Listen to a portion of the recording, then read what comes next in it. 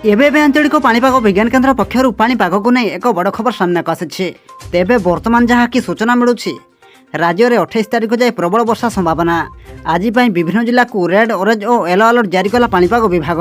आपण मानक अनुरोध वीडियो को शेष पर्यंत देखंतु जहाद्वारा पाणीपाग संबंधी संपूर्ण खबर जानीपारे।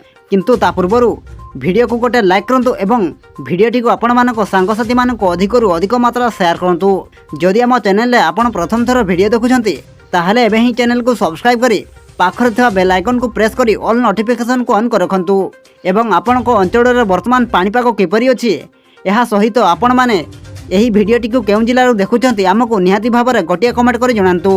सूचना अनुसार बंगोपसागर रे सृष्टि लघुचाप अधिक घनीभूत होईछि। यार प्रभाव में राज्यर विभिन्न स्थान में प्रबल वर्षा आरंभ होईछि। बुधवार अपराह्न ठारू वर्षा आरंभ होइतिबा बेले शुक्रवार दिन तमाम अनेक स्थान में वर्षा होईछि।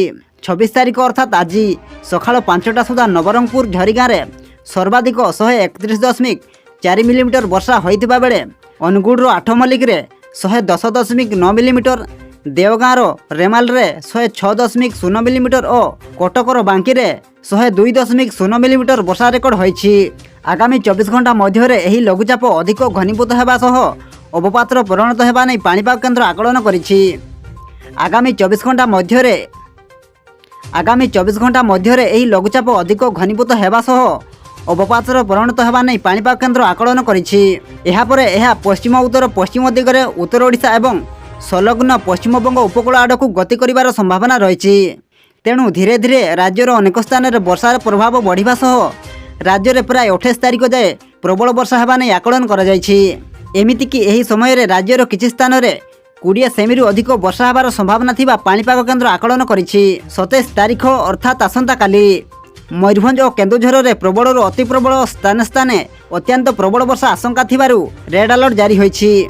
सेहीपरि बालेश्वर, भद्रक, जाजपुर, ढेंकानाल, बरगढ़, झारसुगुड़ा, संबलपुर, देवगढ़, अनुगुल और सुंदरगढ़ रे प्रबल अति प्रबल वर्षा आशंका थिबारु ऑरेंज अलर्ट जारी करा जायछि। बाकी 18 जिला को नहीं येलो अलर्ट जारी होईछि। वर्षार प्रभाव अधिक रहिथिबारु सहरांचल रे अनेक स्थान रे आकस्मिक बन्या स्थिति सह अचानक ट्राफिक परिस्थिति सृष्टि होई पारे। एहा सह सारा राज्य रे 28 तारिख जाए प्रबल वर्षा संभावना थिबारु वर्षा समय रे ओदा कांथ पड़ीजिबा, तोड़िया अंचल बुड़ीबा, अंडरग्राउंड स्थान रे पानी जमीबा भली स्थिति उपजिबार आशंका रहिछि। एहा सह राज्य रे प्रबल वर्षा सह उपरमुंड रे मध्य प्रबल वर्षा आशंका थिबारु राज्यर विभिन्न नदी में बन्या स्थिति सृष्टि होबार आशंका रही। लघुचाप जोगु ओडिशा, पश्चिमबंग और बांग्लादेश उपकूल समुद्र मध्य पवन बेग घंटा प्रति 40 ରୁ 50 किमी रहिबार आशंका रही। सेहीपरि 26 तारिख अर्थात आज सुंदरगढ़ रे प्रबल अति प्रबल वर्षा को नहीं ऑरेंज वार्निंग जारी होइतिबा बेले 29 जिला को येलो वार्निंग जारी करिछि पाणीपाग केन्द्र। आपण मानकु अनुरोध एथि प्रति सतर्क रुहंतु।